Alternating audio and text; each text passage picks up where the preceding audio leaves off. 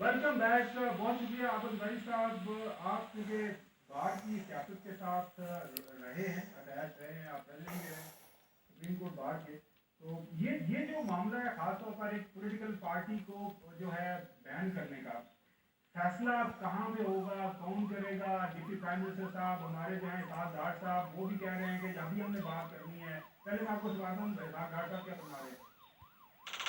अब बात ये है कि ये फैसला जो है वो ऑब्वियसली लीडरशिप के पहले इसको देखेगी, जो विजय साहब ने कहा है, उसके बाद जो हमारे सहाती हैं उनसे मशवरा होगा और कानून आइन के तहत होगा। यहाँ जो कानून आइन के खिलाफ जो फैसले होते हैं सियासी, वैसा कोई फैसला नहीं होगा। इंशाल्लाह कानून आइन के तहत फैसला होगा।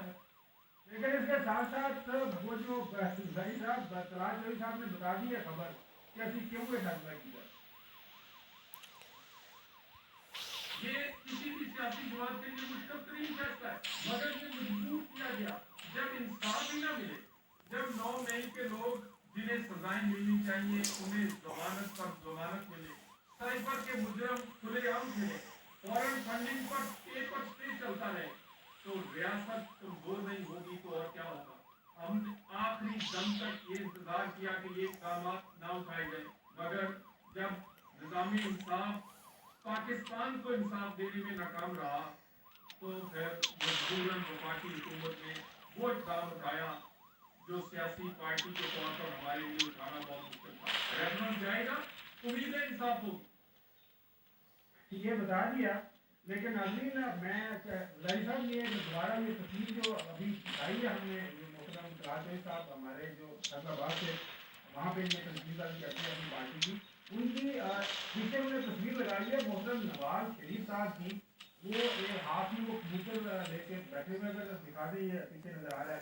और ये उस दिन की तस्वीर है जिस दिन हसन यूब साहब ने हमें बताया था वहाँ से कि बस वो प्राइम मिनिस्टर बने के बने, अब दुनिया की कोई ताकत उनको नहीं रोक सकती।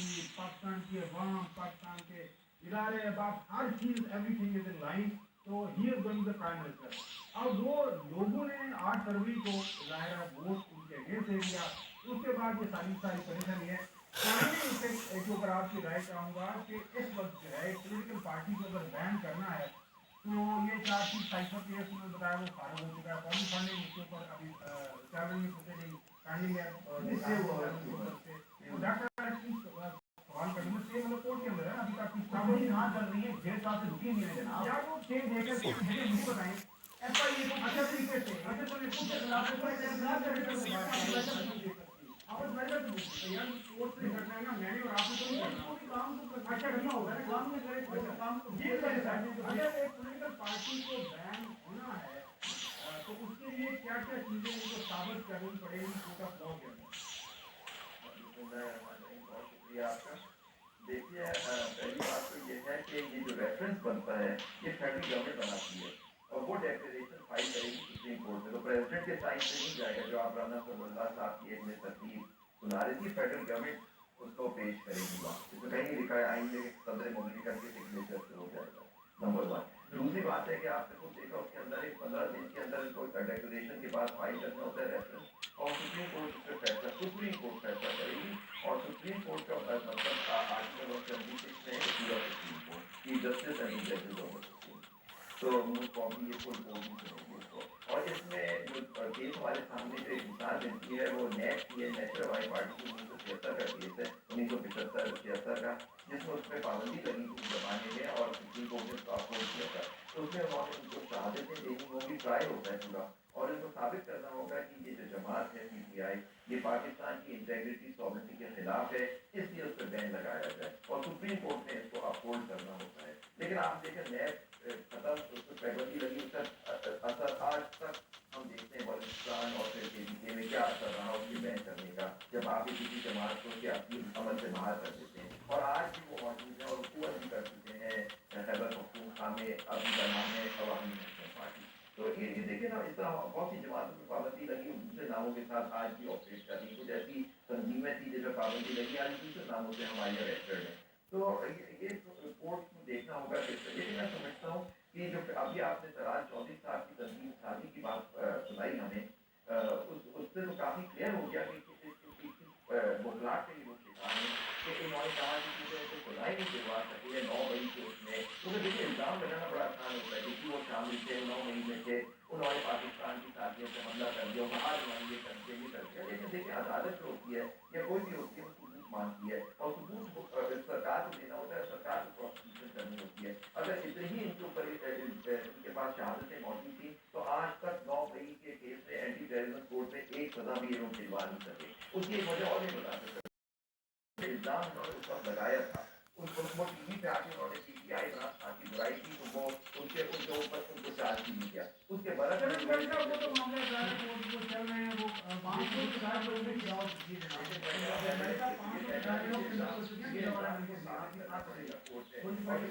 साबित हो गया कि कोर्ट में इनको जो हकामियों और खास तौर पे जो अभी जो एसआईटी के केस में जो ये जो रिजर्व सीट के ऊपर जो फैसला है उससे बिल्कुल ही मौकाट के शिकार हो गए और कहा कि अब जिस तरह करेंगे इस पार्टी को बैन करके। अच्छा अभी तो की तरफ वैसा बढ़ता है कि हम बैन करने जा रहे हैं और आप आगे पहले आपकी बात है, आप वली साहब ये बताइएगा कि क्या एफआईए या पुलिस को अदालत ये कह सकती है कि आपने मामले की तहकीकात नहीं करनी, लेकिन लाहौर हाई कोर्ट के जो चीफ जस्टिस थे अमीर भट्टी साहब और उनके दामाद जो कि पीटीआई के उस वक्त एमपी भी रहे हैं, उनको उन्होंने हुक्म करार दिया था कि जनाब एफआईए जो कि यानी एक दर्जन से जायद बैंक अकाउंट हैं जो कि प्रोविडेंट फंडिंग वाला केस था, जब उनकी एक सिक्योरिटी कमेटी की रिपोर्ट आ चुकी थी, एफआईए आगे मामले तफ्तीश कर रहा था, उन्होंने एफआईए को काम से रोक दिया। यानी ये कहा गया कि हमने देखा कोर्ट को जवाब आप बात पूरी कर दें, जवाब हमने ये देखा कि अदालतें ये कहती हैं कि एफआईए फलां बंदे को जो है वो अपॉइंट नहीं कर सकती, ये बंदा जो है इसकी कुछ जो है वो बेंच नहीं है या क्या हिस्ट्री नहीं है, लेकिन पूरे को पूरे वैल्यू कहना कि तफ्तीश नहीं करनी, हुक्म अप्लाई देना कि आपने कभी देखा है? देखिए बिल्कुल देखा है, बहुत इसमें होता है जब अगर कोर्ट इस नतीजे पहुंचती है कि जिस चीज की प्रोसिक्यूशन हो रही है या तफ्तीश हो रही है वेरीफाइड है यानी बदनियती में मबनी है तो स्टे देती है। लेकिन अगर फर्ज करें आप जैसे आप फरमाने के पिछले साल से स्टे दे दिया तो फिर सरकार ने या गवर्नमेंट ने आके 2 साल से